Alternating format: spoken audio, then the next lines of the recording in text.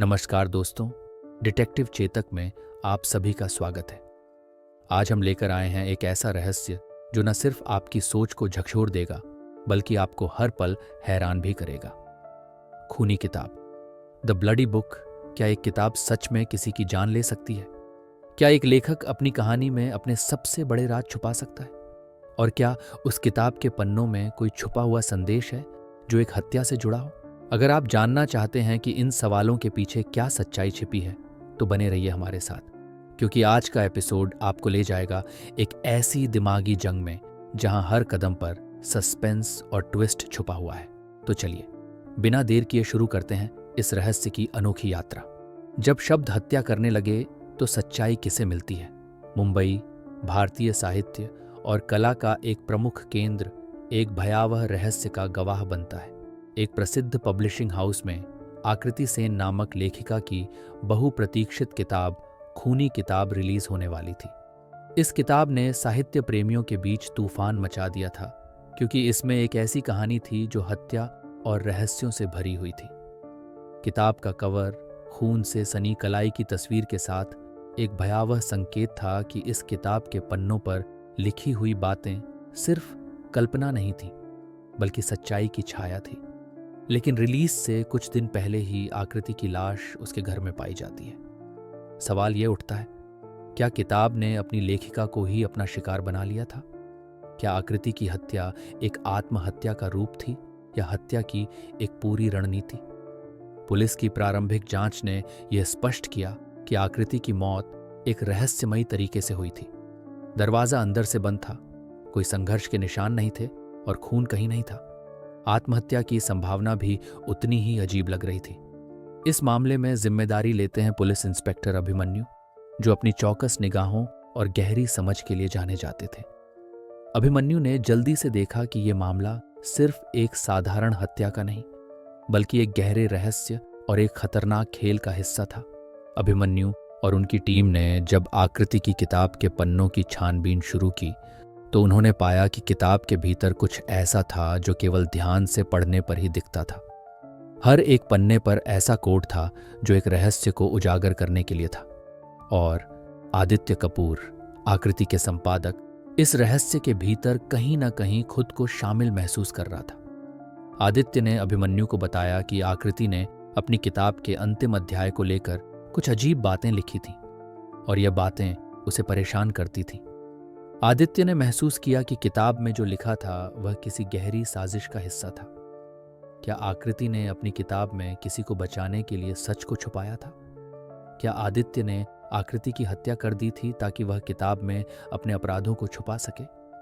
जैसे जैसे जांच बढ़ी, अभिमन्यु को पता चला कि किताब के हर अध्याय में एक हत्या की योजना छिपी हुई थी। हर एक हत्या का तरीका अलग था और हर पन्ने पर एक नया सुराग था। एक दिन अभिमन्यु ने किताब के एक पुराने पन्ने पर यह संदेश देखा, आकृति को मारे बिना किताब पूरी नहीं हो सकती। यह संदेश साफ तौर पर एक हत्या की योजना की तरफ इशारा कर रहा था। अभिमन्यु और उनकी टीम ने यह समझ लिया कि आकृति की हत्या को सिर्फ किताब में लिखा नहीं गया था बल्कि यह हत्या एक रणनीति के तहत की गई थी। यह खेल सिर्फ एक सामान्य हत्या का नहीं बल्कि एक खूनी खेल का हिस्सा था। मामला जटिल हो चुका था, सब कुछ उलझा हुआ था और कोई भी सुराग स्पष्ट नहीं था। यही वह समय था जब डिटेक्टिव चेतक का परिचय हुआ। चेतक, जो अपनी असाधारण चतुराई और मानसिक ताजगी के लिए प्रसिद्ध थे, इस केस को हल करने के लिए सामने आए।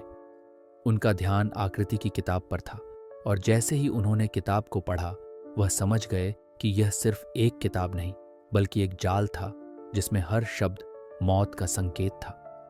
चेतक ने आदित्य और आकृति के अन्य करीबी रिश्तेदारों से पूछताछ की। उन्होंने पाया कि किताब में छिपे संदेशों में एक गहरी साजिश का संकेत था। क्या आदित्य, जो आकृति का संपादक था, इस साजिश का हिस्सा था? क्या वह अपने खुद के अपराध को छुपाने के लिए आकृति को मारने की योजना बना चुका था? चेतक ने एक और कड़ी पकड़ ली।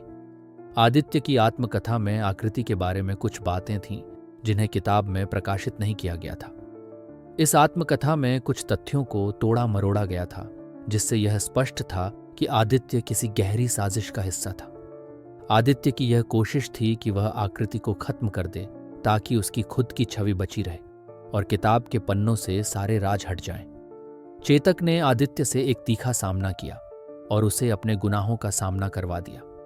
आदित्य ने स्वीकार किया कि उसने आकृति को मारा क्योंकि वह नहीं चाहता था कि किताब का अंतिम अध्याय दुनिया को उसके छुपे हुए राजों का खुलासा करे। आदित्य की गिरफ्तारी के बाद चेतक ने आकृति की किताब को एक और बार ध्यान से पढ़ा। उसकी नजरों से एक और रहस्य चुपके से गुजर गया था। क्या आकृति की मौत सिर्फ एक हत्या थी या फिर उसके पीछे कुछ और था? क्या आदित्य ने सिर्फ अपनी साजिश को छुपाने के लिए एक हत्या की योजना बनाई थी या फिर इसके पीछे कोई और बड़ा खेल था? चेतक का यह मानना था कि कहानी अभी खत्म नहीं हुई थी और अगला राज सामने आने वाला था। कभी कभी हम जिस सच्चाई को ढूंढते हैं वही हमें और भी उलझन में डाल देती है। खूनी किताब का रहस्य अब भी पूरी तरह से नहीं सुलझा। क्या इसका अगला अध्याय कुछ और भयावह होगा?